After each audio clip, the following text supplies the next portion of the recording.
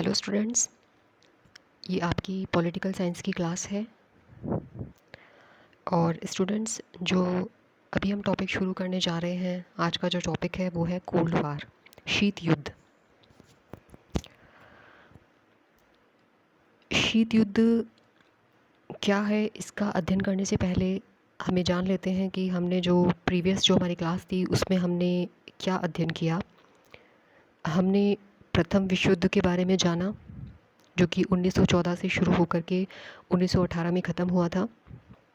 हमने द्वितीय विश्व युद्ध के बारे में जाना, जो कि 1939 से शुरू होकर के 1945 में ख़त्म हुआ था। हमने इसके कारण और परिणामों के बारे में चर्चा की। द्वितीय विश्व युद्ध के बाद में वैश्विक स्तर पे क्या परिवर्तन आया था, उन कारणों को, उन परिणामों को हमने जाना था। और द्वितीय विश्व युद्ध के बाद में वैश्विक स्तर पे जो परिवर्तन आए थे, उन परिवर्तनों में से एक था शीत युद्ध का प्रारंभ। और ये आज का हमारा टॉपिक है कि शीत युद्ध क्या होता है, किन परिस्थितियों में इसका उदय हुआ, शीत युद्ध के अंतर्गत क्या घटनाएं हुई। तो चलिए आज का टॉपिक शुरू करते हैं हम। 1 सितंबर 1939 को जर्मनी द्वारा पोलैंड पर आक्रमण किया गया था। और अगस्त 1945 में, आपको ध्यान हो, हिरोशिमा और नागासाकी पर जब अमेरिका द्वारा परमाणु हमला किया गया था, तो उसके बाद में जापान द्वारा 14 अगस्त 1945 को आत्मसमर्पण कर दिया गया था। तो इसके कारण द्वितीय विश्व युद्ध जो था उसका अंत हो गया। अब देखिए, विश्व युद्ध वो तो ख़त्म हो गया, लेकिन उसके बाद एक नए तरीके का युद्ध शुरू हुआ, उसे कहते हैं कोल्ड वार, शीत युद्ध। अब ये विश्व युद्ध से किस प्रकार से अलग है, इसको हम समझते हैं। सबसे पहले तो आप ये जान लीजिए कि जो शीत युद्ध है, इस शब्द का सबसे पहले प्रयोग किया गया था, कोल्ड वार का सबसे पहले प्रयोग किया गया था 1947 में बर्नार्ड बारुच थे, उनके द्वारा।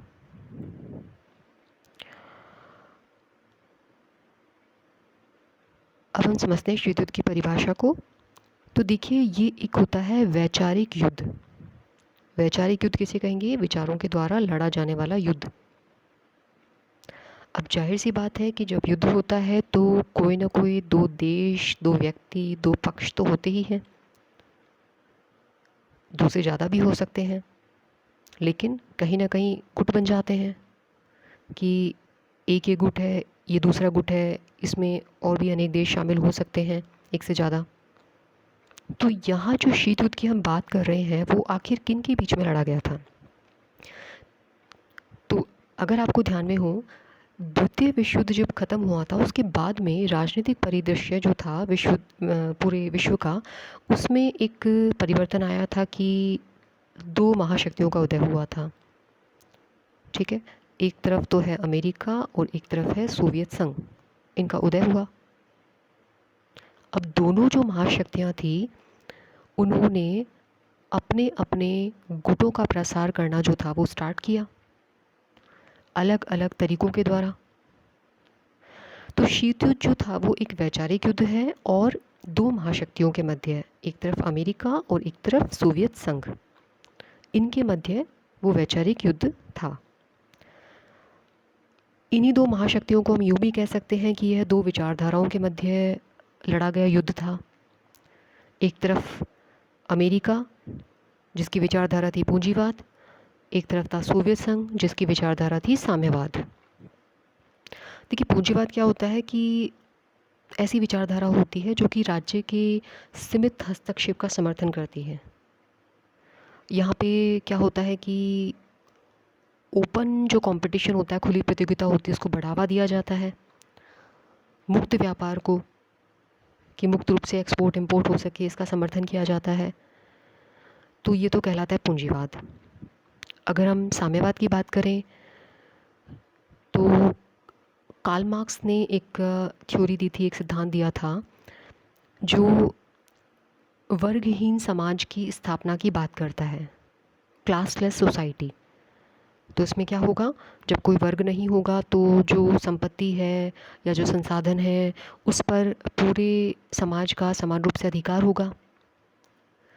तो ये इस प्रकार की विचारधाराएं हैं।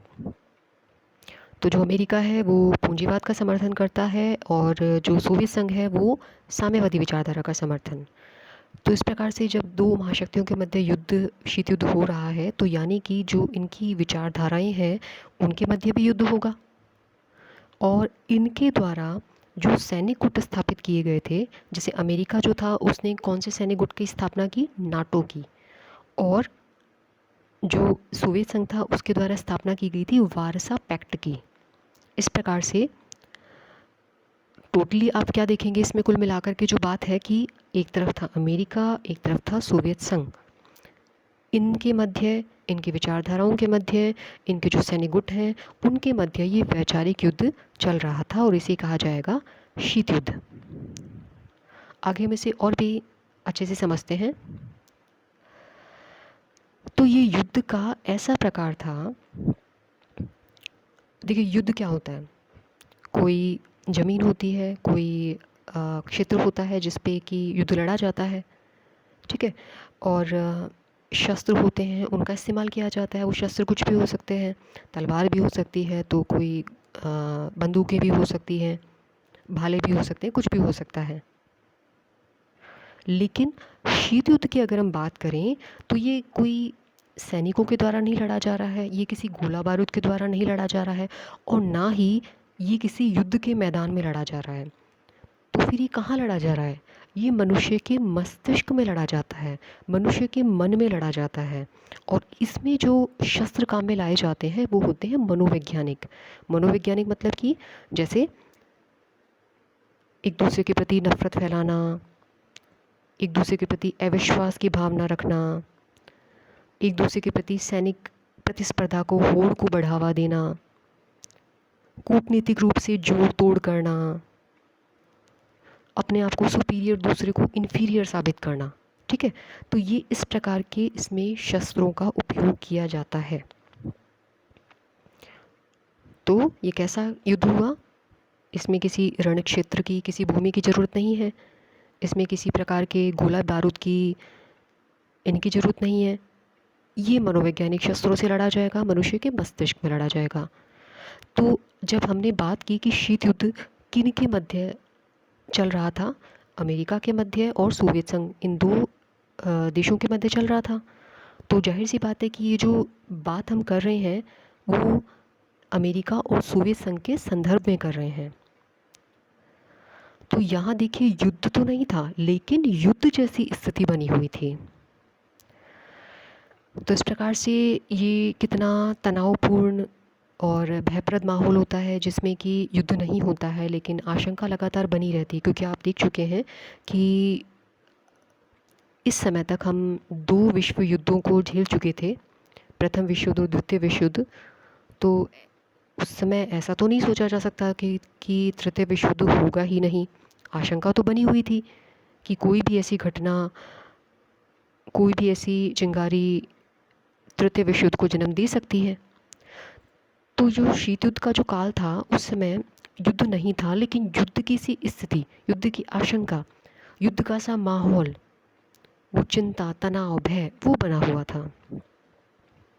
तो देखिए जवाहरलाल नेहरू, उनके द्वारा शीत युद्ध के बारे में एक बात कही गई है और ये कोटेशन कई बार एग्ज़ाम्स में पूछी गई है। इन्होंने शीत युद्ध के लिए कहा था कि शीत युद्ध का जो वातावरण है वो निलंबित मृत्युदंड के वातावरण के समान तनावपूर्ण था।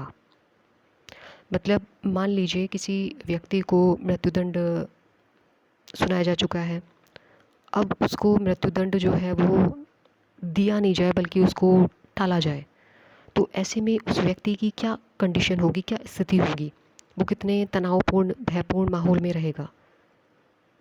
तो यही स्थिति जो थी वो शीत युद्ध के वातावरण की थी। ये बात कही है जवाहरलाल नेहरू ने।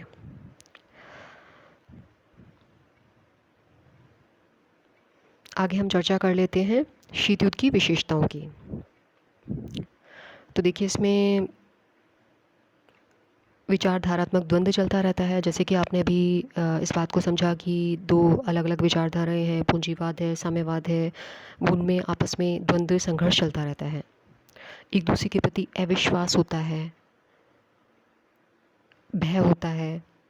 दोनों देशों को क्या लगता था कि कहीं वो हम पे हमला ना कर दे, और दूसरे देश को लगता था कहीं वो हम पे हमला ना कर दे।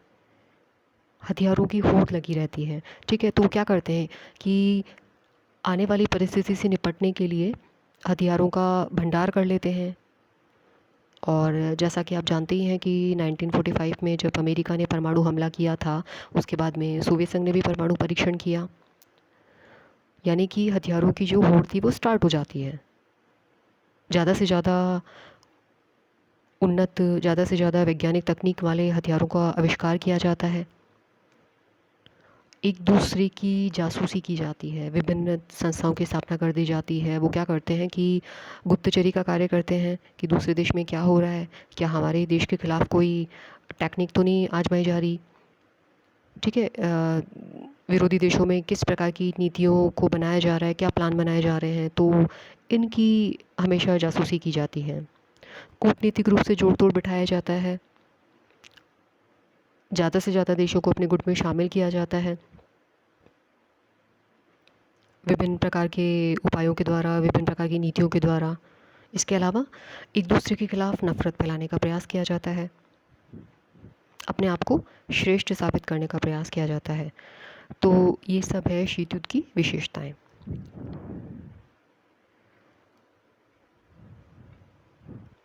अब हम बात करते हैं शीत युद्ध की उत्पत्ति को लेकर के। तो देखिए, शीत युद्ध की जो उत्पत्ति है, इसको लेकर के दो मत हैं।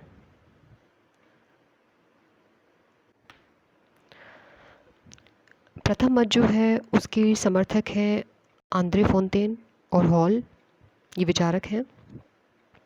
और इनका क्या मानना है कि जो शीत युद्ध की शुरुआत हुई है वो 1917 की बोल्शेविक क्रांति से हुई है। थोड़ा सा हम इसे समझ लेते हैं। देखिए, सबसे नीचे आप स्क्रीन पे देख रहे होंगे यूएसएसआर। अभी जो हम बात कर रहे हैं सोवियत संघ की, उसी का नाम है यूएसएसआर। इसकी जो फुल फॉर्म है वो है union of Soviet socialist republics. ठीक है, ये इसकी फुल फॉर्म है। तो 1917 में, अक्टूबर 1917 में क्या हुआ कि इससे पहले वहाँ पर रूस में जार का शासन हुआ करता था। जैसे कि हमारे यहाँ पे राजा महाराजा हुआ करते थे, वैसे ही रूस में जार का शासन था। और अक्टूबर 1917 में क्रांति के माध्यम से इस जार के साम्राज्य का पतन कर दिया गया और यूएसएसआर की स्थापना हुई। इसे कहा जाता है बोल्शेविक क्रांति। तो यूएसएसआर जो था वो 1917 में उसका गठन हुआ। 15 देश इसमें शामिल थे। और यहाँ पे आप एक टर्म देख रहे होंगे, यूनियन ऑफ सोवियत। सोवियत से मतलब होता है कि जो ऐसी कोई संस्था या संगठन जो कानून बनाने का काम करे। जैसे हमारे यहाँ पे पार्लियामेंट कानून बनाने का कार्य करती है, उसी प्रकार से वहाँ यूएसएसआर की अगर हम बात करें तो सोवियत किसको रिप्रेजेंट करता है कि कानून बनाने वाली एक संस्था है, इस प्रकार से। तो जितने भी जो देश थे यूएसएसआर में जो शामिल थे, वो एक यूनियन की तरह थे। जैसे वर्तमान में आप देखते हैं कि ईयू यानी कि यूरोपियन यूनियन, तो इसी भांति ये सब देश थे।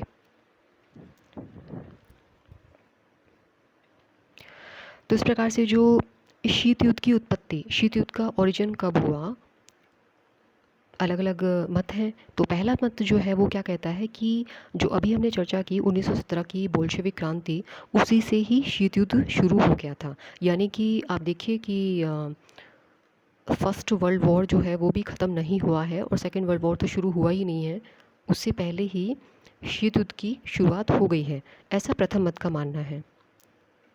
दूसरा जो मत है वो क्या कहता है, दूसरे मत के समर्थकों का कहना है कि शीत युद्ध की जो शुरुआत हुई थी वो 5 मार्च 1946 को हुई थी। अब ऐसी क्या घटना हुई थी 5 मार्च 1946 को, तो उसका हम आगे देखते हैं। देखिए, 5 मार्च 1946 को फुलटन भाषण हुआ था। फुलटन भाषण क्या चीज़ है? देखिए, अमेरिका में एक जगह है जिसका नाम है फुलटन, और वहाँ पर ब्रिटेन के प्रधानमंत्री थे विंस्टन चर्चिल, ठीक है। उनके द्वारा एक भाषण दिया गया था, तो उसे कहा जाता है फुलटन भाषण। इसमें उन्होंने एक काफ़ी ख़ास बात कही थी। उन्होंने कहा था कि हमें तानाशाही के एक स्वरूप के स्थान पर उसके दूसरे स्वरूप की स्थापना को रोका जाना चाहिए। तानाशाही से इनका यहाँ पे जो मतलब था वो साम्यवाद से था।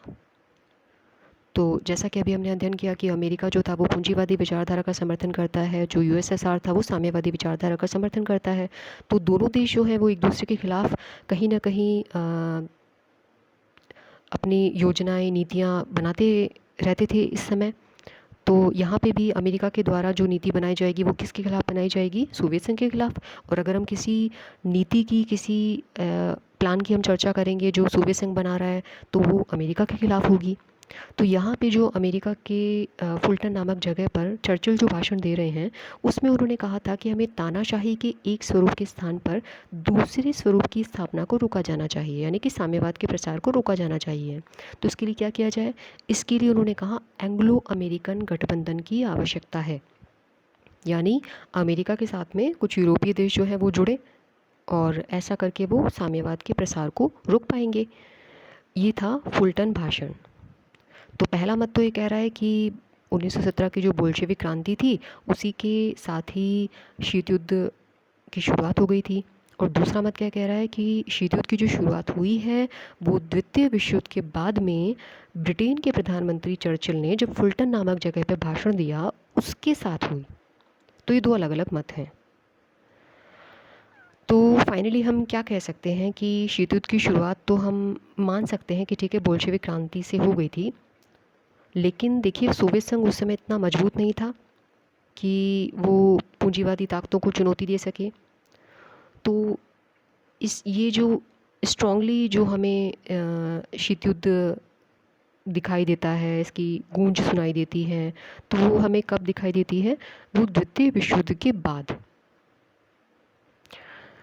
तो ये थे शीत युद्ध की उत्पत्ति को लेकर के दो अलग अलग मत। आगे हम शीत युद्ध को डिटेल में जानेंगे। आज के लिए इतना ही। Thank you.